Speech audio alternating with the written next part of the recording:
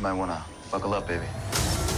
Punch it, I'm Jacob and welcome to Lightspeed. The 7th episode of the Acolyte Choice is now streaming on Disney+, so let's talk about it. And as always, there's no way that I can talk about this episode without spoilers, so I highly recommend watching this episode for yourself and then coming back to this video. And for me personally, there was a lot riding on this specific episode. I mean, for one, it's the penultimate episode of the series, so a lot of unanswered questions needed to be, well, answered. And thankfully, I feel like it delivered. To me, what's partially made this series so captivating and investing isn't just the numerous mysteries that are presented, but rather the various perspectives as well. Soul seeing the witches on Brendok as evil, terrifying beings with a warped perspective on the Force, holding these two girls captive immediately drives him to save them. When in reality, we know that the witches deeply care for these two girls, and their perspective of the Force, which they call the thread, isn't too different from the Jedi's interpretation. These differing perspectives for the same situation shown in both this episode and episode 3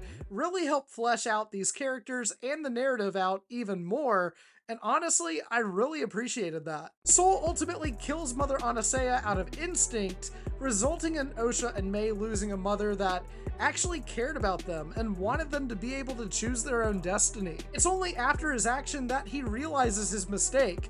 His noble intentions caused an innocent person to die. Mother Anastasia cared more about Osha and May's personal decisions and autonomy more than probably anyone else in the Coven. It's genuinely heartbreaking stuff. It's now no wonder why Soul expresses the importance of how one's own eyes can deceive them when we first meet him training the younglings in episode 1. But thankfully, every Jedi after Soul learned from this, and using a prophecy to justify pressure to gatekeep decisions and ensure one's destiny was never put on any Jedi ever again. That was sarcastic if you somehow did not catch on.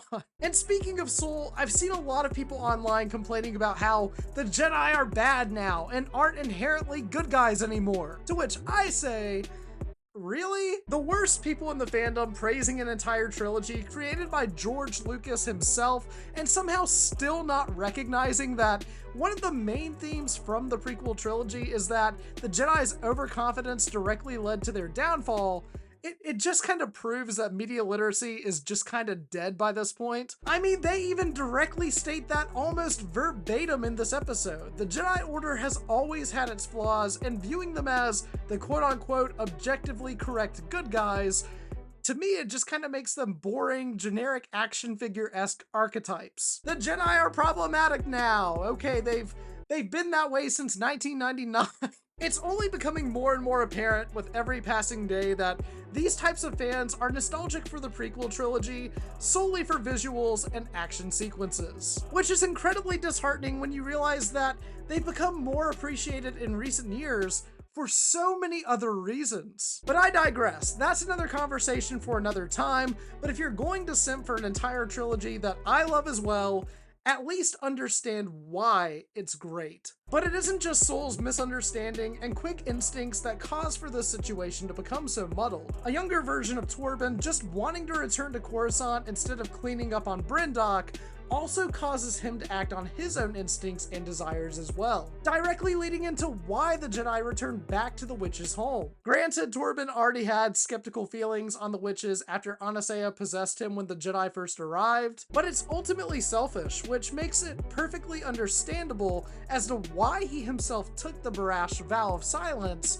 for over a decade. He would rather do that than follow a lie that he himself is partially responsible for, so of course he'd rather die than remain devoted to an order that he feels like he hasn't been entirely truthful to. And I'm not the first person to say this, but he doesn't drink that poison in the second episode to fully hide his crimes even longer, but in my opinion, to also atone for them. It's pretty intense stuff, even for Star Wars. We also found out that the reason that Torbin has a scar across his face is due to him being attacked by a possessed version of Kelnaka, which also goes to show why Kelnaka chose a life of isolation on Kofar years later, as Wookiees that use their claws to attack humans were ultimately deemed as mad claws. And whether he personally intended to attack Torbin or not, he still did. That lightsaber duel between Kilnaka, Sol, and Torbin was as entertaining as it was terrifying. And personally, this is the most tragic one for me, as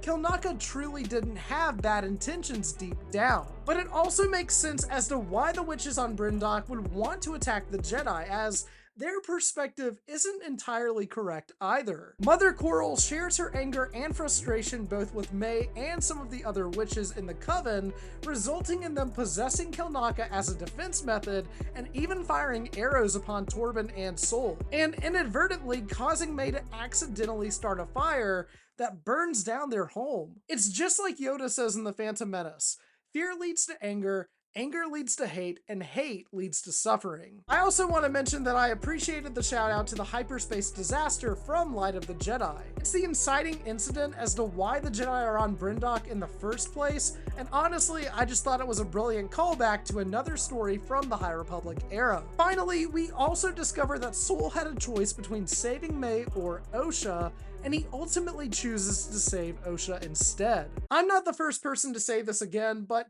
it reminded me of when Qui-Gon tried to free both Anakin and Shmi from Watto, but he could only save one of them, choosing and subsequently freeing Anakin and leaving Shmi alone on Tatooine. But it's especially deep when you realize that Sol has the choice to save only one of these girls when he manifested the situation happening himself. Letting May fall to her apparent death and only being able to save one of the girls is ultimately because of his own intentions. It doesn't matter how noble they initially were, these motivations and decisions caused an entire coven to be destroyed, an innocent mother's death, and May's eventual decision to join the dark side and hunt the Jedi that wronged her and killed the only family that she ever knew, leading Indara to forward the idea of hiding this from the Jedi Council and the Senate and even Osha, which they all eventually agreed to do. This episode was a bombshell, and honestly, it kinda delivered on everything that I wanted it to do. We still don't know everything, and I'll admit, I'm very excited, but I'm also kind of worried about how we'll tie all of this up in the next and final episode. Leslie Headland herself has said that the first season is a complete story that stands on its own without the need for another season, and I trust her well enough there. But what did you think of this episode of The Acolyte? Did you love it? Were you not a fan? Are you kind of in the middle? Let me know down in the comments below. Also, if you enjoy talking about Star Wars, I have a link to my Discord server in the description below. And as always, don't forget to like, share, and subscribe, and until the next video, may the Force be with you.